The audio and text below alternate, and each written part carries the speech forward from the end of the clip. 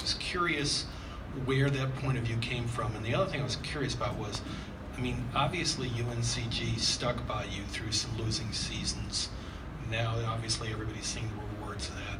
In these days of college basketball, I wondered how rare you felt that experience is. I think it's a great question. You know, early on, we really struggled my first handful of years. And I think as a staff, we were trying to figure out who we were as coaches, you know, what our values were as a program, and that process kind of led us to the idea that we wanted to base everything around the idea of growth. And you come in our practice facility, it says it on the wall on a big banner, you know, just growth one at a time. And we just talk about that term a lot. Let's just be a one-at-a-time program, one drill at a time, one practice at a time, one lift at a time, etc. And I think we're fortunate that we have a group of guys now that have bought into the process, as you mentioned, and the idea of just trying to get better one day at a time. I think we kind of got to that through some of the trials and tribulations early. So that's kind of how we developed that type of a mindset. But I don't think we'd have any chance to see if we could execute it or not without leadership that would allow us to work through it. And I think that's really unique now in 2018 in college athletics, to have people stick behind you. You know, 3 or 4 years ago, there were a lot of questions as we go out recruiting and things of that nature. If we have a job the next year, we were trying to defend that we would still be there. And our athletic director, Kim Record, always stuck by us. We've had 2 chancellors since I've been the coach here, Linda Brady being the first one, and Frank Gilliam the second one, that have always kind of stood by us. So I think that's kind of the ace in the hole of why we're here today, because people have been willing to give us a chance.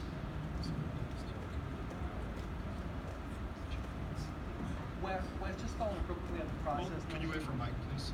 Sorry.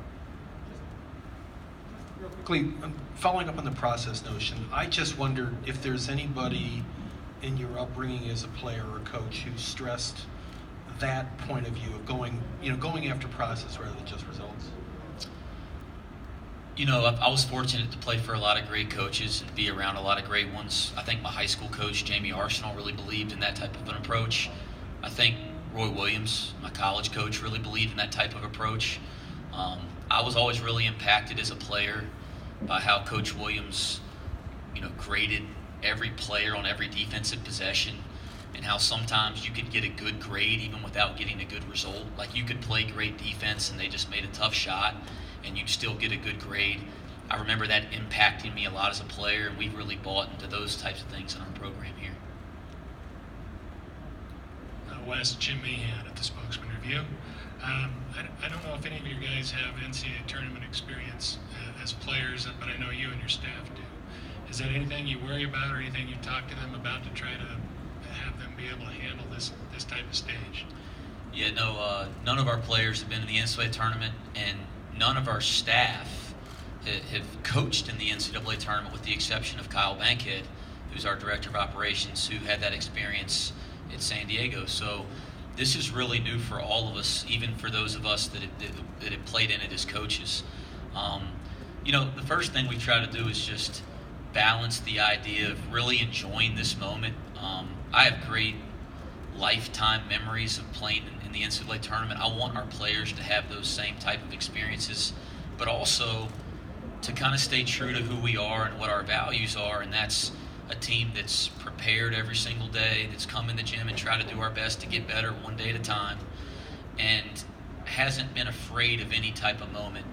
Some of the experiences that we've drawn on to you know, obviously it's not the NCAA tournament, but you know, we played some really tough non-conference games. We played at Virginia earlier in the year. I think we learned a lot from that.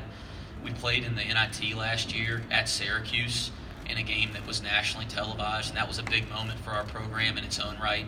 So I do think there's some experiences, even though they're not NCAA tournament experiences, that you know, our players and our staff can draw from.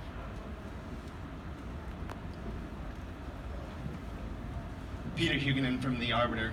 You brought up Kyle Bankhead from your coaching staff, and I know he used to play for Gonzaga several years back. How big of an asset has he been for preparing for Gonzaga? Yeah, it was, you know, kind of funny when, you know, we had a selection party, which was awesome. We had a lot of support there, and the community's really gotten behind this thing, which has been neat. But at our selection show, when our name was called, we found out we were going. The kids and the coaches, we all had the same reaction that most people have. We were just excited to know, because we've been waiting, 6 days since we'd won our conference tournament to figure out who went and where. And then after about 25 seconds, I think everybody in our program kind of turned and looked at Kyle, because obviously we all know he has the Gonzaga connection as a player and as a staff member there. And our players were kind of funny. They were asking who you going to be pulling for and messing with them and that type of thing. But no, I mean, I think he's pretty far removed from being a part of their program. So I do think he's been a part of our preparation process for sure, but it's not like he's been a part of this team and been a part of their program the last couple of years. So I do think he's been able to give his 2 cents and do what he would do in a scout anyway, but it's not like, we have some extra special knowledge, because he's not as familiar with this team or the last couple of years as he was back when he was coaching against them in San Diego or playing or, helping out in the program. Wes, Brandon Walton with the Idaho Press-Tribune. Two-part question for you. I mean, Gonzaga's kind of been a staple for a while now. What was kind of your first memory of that program? And with them being a mid-major like yourself, do you kind of strive to kind of model your program to have the type of success that they've had over the years? Well, I'm a basketball junkie and grew up idolizing the NCAA tournament, watching games. And it was funny, I just did a radio interview with Dan Dickow, and I was kind of walked in there and I kind of laughed at myself, because he's one of my first memories of Gonzaga, because, hey, I'm a short little white guy, and so I saw Dan Dick out there running around winning games in the NCAA tournament. That's kind of my first memory, because as a young guy you look up to kids like that you can relate to. As far as Gonzaga, I don't think any of us in college basketball think of Gonzaga as a mid-major program anymore. I don't think the term mid-major applies to them in any way, but I do think they're the standard for how you take your program from one level to the next for all mid-major programs in college basketball as you look at what they've done over the last 30 years. And so, certainly that's a name that's thrown around there, but I wouldn't call them a mid-major at all.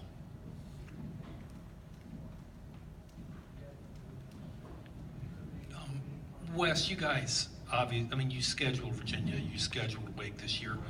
Jordy talked a lot about how valuable a learning experience having to play Virginia early in the season was, and he thought that it really had tumble-down effect all through the season. I know Bob McKill, in a similar situation, has really aggressively scheduled in the past. I wondered how conscious a decision that was on your part in playing Virginia and playing Wake to get these guys ready for what might be down the road. Couple things. Really interesting that you brought up Davidson, because they were in our league when I was first got the head coaching job at UNCG, and we took some lumps to them like everybody in the Southern Conference. But we really did look early on at how they scheduled, because I think they have a really unique scheduling philosophy if you look at it. And so we have talked a lot about them as we scheduled. As far as the experience, we've opened up the last 2 years with Virginia. So our first game the last 2 years was 2 years ago was Virginia at our place, and then we opened up in Charlottesville this past year. I don't think there's any game that we've benefited from more than that game the last 2 seasons, because we've used that game to go to our players and say, hey, did you think it was hard to get a good shot? And without question, they say yes, because it's so difficult against them. And then we've gone back in the film and showed them why, that they're so consistent every possession. They're always in the right place on every possession. Their communication is elite. They do the little things and that type of nature. So we've learned a lot from that Virginia game, and we've used it as a teaching tool, even though it hadn't been a whole lot of fun to get our tails kicked. But I do think, as a mid-major school, those tough road games early in the year against elite programs, I think you can gain confidence from them if you have success. Like our win at NC State really gave us confidence moving into conference play that we could kind of play with anybody if we played and approached it the right way. Or you can really learn from them if you struggle. And I think of Virginia in that way, that we really learned a lot from that game the last 2 years, even though we didn't have a whole lot of success. Wes, this is obviously an opportunity to put your program in the spotlight a little bit and introduce it to a lot of people that don't know a lot about UNC Greensboro. What do you hope people take from this, or what do you want people to know about your program as they get a chance to see it? Yeah, thank you. You know, we're basketball junkies, you know, and we've been fortunate now that we have a locker room full of guys and a staff full of guys that are just nuts about basketball. That's not always the greatest quality, but it's true. You know, I don't think our wives and families always appreciate how locked in we are to hoops. We're gym rats and basketball junkies first. I think we really, really value competitive junkyard dog type of guys, whether it's staff or players. And I think this year you can see that when you watch our team play, that, you know, we're not perfect by any stretch. We're not as consistent defensively as I'd like us to be, even though we've done some good things. We've been really up and down on offense, but we've been a team that really values competing and really values sticking together and fighting through adversity. So I hope people see our grit and our toughness and our togetherness when they take the floor, and I hope people realize that we're just a bunch of guys that love hoops.